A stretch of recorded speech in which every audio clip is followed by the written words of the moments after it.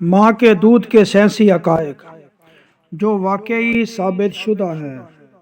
اولاد کی جنس کے مطابق دودھ کا بدلنا۔ کچھ ممالیہ جانوروں میں ماں کا دودھ بچے اور بچی کے لیے مختلف ہوتا ہے۔ بچے کے لیے دودھ میں چکنائی اور پروٹین زیادہ ہوتا ہے۔ بچیوں کے لیے دودھ کی مقدار زیادہ ہوتی ہے مگر اس کی ساخت مختلف ہوتی ہے۔ دودھ میں ہارمونز کا اثر۔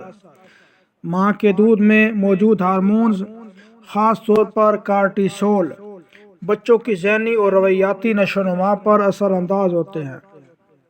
دن کے مختلف اوقات میں دودھ کی تبدیلی۔ صبح کے وقت دودھ میں چکنائی نسبتاً زیادہ ہوتی ہے۔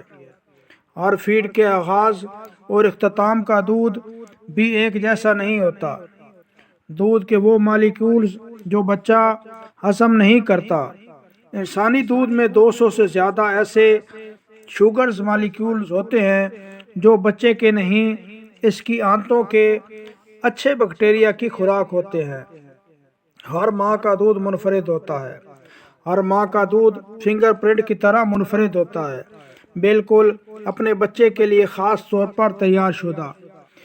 کیٹی ہنڈے کی تحقیق کا سائنسی مقام، ان کا بلاگ اینیمل سک ملک اور ان کا ٹیڈ ٹاک لیکٹیشن بیالوجی میں معتبر حوالہ سمجھے جاتے ہیں۔ ماں کا دودھ ایک زندہ بدلتا ہوا حیرت انگیز نظام ہے، غذا بھی تحفظ بھی، اور ماں اور بچے کے درمیان ایک خاموش مگر گہری گفتگو۔